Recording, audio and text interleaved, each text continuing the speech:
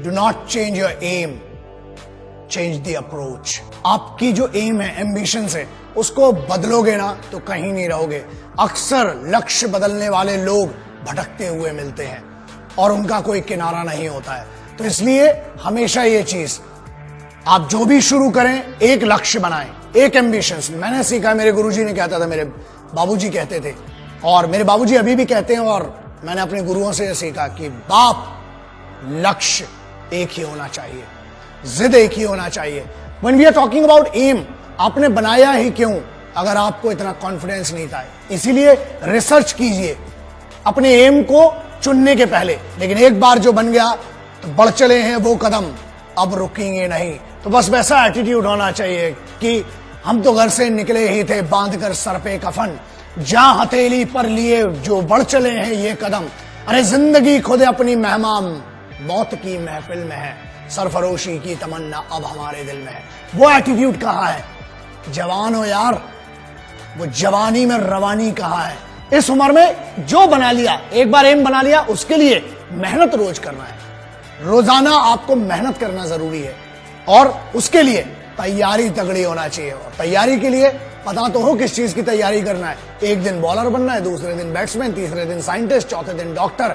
लल्ला कुछ नहीं बनोगे, कंफ्यूज बनोगे, जूते पड़ेंगे घर में भी और बाहर भी।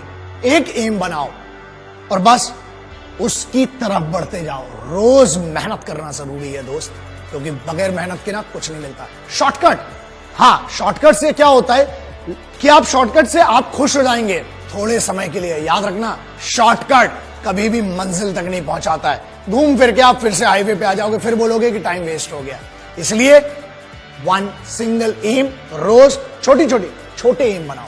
प्रॉब्लम यह कि एक ही दिन में आप कुछ नहीं बन सकते हो।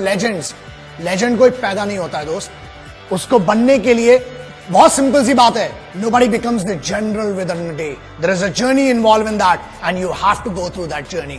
उस जर्नी की इज्जत होती है, तो अपनी खुद की इज्जत कीजिए, उस जर्नी की इज्जत कीजिए। और अगर सलाह चाहिए ना एम लेने के लिए, माँ बाप से बड़ा कोई नहीं है, क्योंकि वो सिर्फ जिंदगी में ऐसे होते हैं जो आपसे बगैर स्वार्थ के जुड़े हुए हैं, जो आपसे कुछ नहीं चाहते हैं, सिर्फ ये चाहते हैं कि आप खुद की जिंदगी में बेहतर करें। उनके लिए कितना बेहतर करें, इससे उनको कुछ लेना देना नहीं। दूसरों से ज्यादा और दूसरों की बातों से ज्यादा, ये मेरी सलाह है, एक बड़ा भाई समझ ले, छोटा भाई समझ ले, जो भी समझ ले, अपने लक्ष्य पर खुद को भरोसा करना पड़ेगा। और अपनी खुद की कॉन्शियंस होती है, हमें उसको समझना पड़ेगा। आगे बढ़िए, दूसरों से ज्यादा खुद पर भरोसा करना पड़ेगा। आपको अपने आप से ज्यादा कोई अच्छे से नहीं जानता है। आपके माँ बाप और आप अपने आप को जानते हैं, आपको जानते हैं। उनसे डिस्कस कीजिए और याद रखिए अपने पैशन को, आपको जिस चीज में मन लगता है ना, घर वालों से लड़ाई मत करो, कन्विंस करो, बात करो उनसे, क्योंकि जो पैशन है ना वो सिर्फ आप जानते हो। और अगर आप अपने घर वालों को कन्विंस नहीं कर पा रहे हो, आपके कन्विक्शन में कमी है, आप दुनिया को क्या कन्विंस करोगे फिर? इसलिए सब अगर अग्री होंगे, आप सेम पेज पर होंगे, आपको मदद चाहिए, इमोशनल सपोर्ट चाहिए अपने घर वालों का, और वो मिलेगा। बस अपने पैशन को अपनी जिंदगी में बदलो। मुझे पता है इस चीज को, क्योंकि मैंने जितने लेजेंड से मिला हूं, सब में दो चीजें कॉमन थी।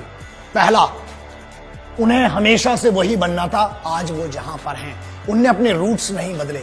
दूसरा, उन सब में एक चीज बहुत कॉमन थी, वो सभी बहुत डिसिप्लिन लोग थे और रोजाना वो अपनी छोटी छोटी मेहनत करते थे उस लक्ष्य की तरफ बढ़ने के लिए। इसलिए ट्रेनिंग करना बहुत जरूरी है। और स्टे फोकस कैसे रहेंगे? सिंपल है, आंख बंद करके ध्यान करने से कुछ नहीं होता। बाबा बन जाओगे तिलक लगा के। सॉरी, मैं किसी रिलीजन की बात नहीं कर रहा हूं, लेकिन पीर फकीर हो, बाबा बनने से कुछ नहीं होने वाला। यार सिविलाइज्ड हो, यहां पर हो, आपके माँ बाप के साथ रहकर फोकस रहो ना। रोजाना आपको अपने आप के लिए 8 घंटे देना है, बस, इससे ज्यादा कुछ नहीं देना है। सोचो, अपने आप को एनालिसिस करना पड़ेगा, आपको अपनी एनर्जी को चैनलाइज कीजिए, बस पैशन में लगाइए, फिर देखिए मजा क्या आता है। एक शिकायत बड़ी कॉमन सी है कि टाइम कम पड़ जाता है। दुनिया में जितने बड़े लोग हुए हैं ना, 24 घंटे ही थे सबके पास, 32 घंटे, 36 घंटे और 40 घंटे। 40 घंटे वाले आदमी से मैं तो मिला नहीं। तो ठीक है, आपको टाइम मैनेजमेंट करना पड़ेगा। ठीक है, आप जितने बजे उठते हैं वो आपकी इंडिविजुअल चॉइस है। आप रात को 2 बजे सोते हो, आप 2 बजे उठते हो, ठीक है, दैट इज बैड, बट ठीक है, कई लोगों की लाइफ स्टाइल ऐसी, उनकी मजबूरियां भी हैं जो नाइट शिफ्ट में काम करते हैं। आप जब भी उठें ट्रेनिंग करें। दूसरा, एक बहुत सिंपल सी चीज है, जब ट्रैफिक होता है ना तो हॉर्न बजाने से कुछ नहीं होने वाला, और ना आप उड़ के जा सकते हो। स्पाइडर में ना असल में नहीं होते दोस्त, और अगर उड़ के जाओगे तो चालान भी लगेगा, पिटाई भी पड़ेगी। तो ट्रैफिक को दोष मत दो, कोशिश ये करो कि पहले निकलो। वक्त से पहले जब आप निकलेंगे तो आप जगह पर पहुंच जाएंगे। टाइम मैनेजमेंट, हर चीज का टाइम डिसाइड करना पड़ेगा आपको। बस टाइम डिसाइड कीजिए, आगे बढ़िए और कंप्लेंट्स कम कीजिए। सिपाहियों को अपने लक्ष्य का पता होता है। Being a simple son of this motherland, I have the responsibility to speak about our soldiers, जो सबसे ज्यादा मेहनत करते हैं। बहुत सिंपल है ना, एक टास्क दिया जाता है, चाहे वो बंकर बनाना हो, चाहे वो राशन लाना हो, चाहे घर बनाना हो, चाहे अपनी एक रेजिमेंट को मूव करना हो, चाहे जंग लड़ना हो। याद रखिए, वो कभी शिकायत नहीं करते हैं, बस वो काम करते हैं, मेहनत करते हैं, क्योंकि उनका लक्ष्य क्लियर है कि हमें ये करना है। छोटे छोटे लक्ष्य बनाइए और उन छोटे छोटे लक्ष्यों के लिए रोजाना छोटी छोटी मेहनत कीजिए। एम को सीधा रखिए और बेइज्जती होना बहुत जरूरी है। मैं हमेशा कहता हूं, जब बेइज्जती होती है ना तो अंदर एक आग जग जाती है, और उस आग की दम पे ही आप करते हो। तेज भागने के लिए आग की जरूरत है। रॉकेट को देख लेना, कभी नीचे आग लगी होती है, इसीलिए इतना तेज भागता है।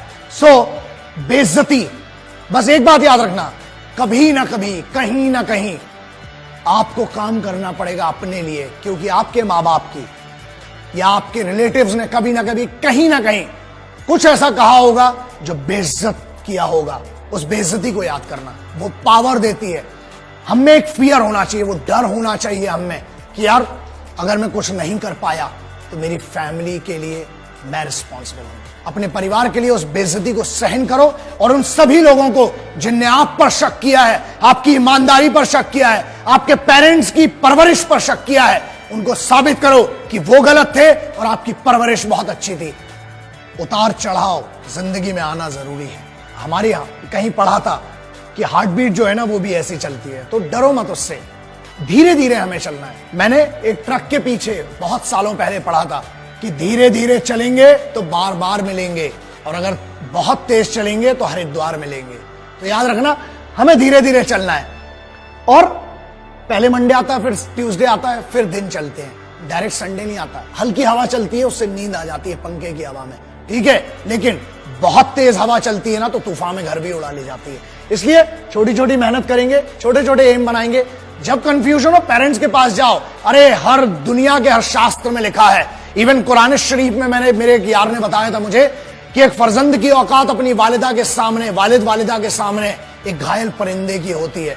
पैरों में जन्नत बताई गई है। हर धर्म कहता है कि अपने माँ बाप के पास जाके सरेंडर कर दो, कोई भी प्रॉब्लम हो। मैं अगर आज आपके सामने खड़ा हूं ना तो ये मेरे बाबूजी हैं, ये मेरी माँ है, सिर्फ उनके कारण ही खड़ा हूं, और उनकी वो परवरिश है, उनकी वो छोटी छोटी चीजें हैं, वो याद रखता हूं। कोशिश करता हूं कि मेरे उस एक्सपीरियंस से शायद आपका भला हो पाए।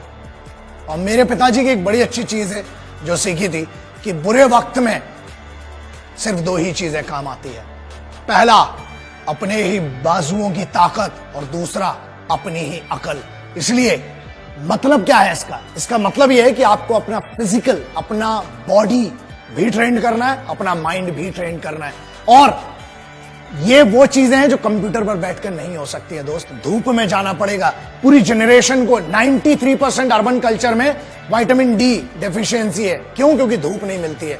नेचर दुनिया का सबसे बड़ा गुरु है, तो जाइए जरा, उसका भी मजा लीजिए। और जब आप ट्रेंड होंगे ना लक्ष्य के लिए, एक बात बताइए, आप बहुत सक्सेसफुल बन गए, उसके बाद क्या करेंगे अगर उस सक्सेस को एंजॉय नहीं कर पाए तो?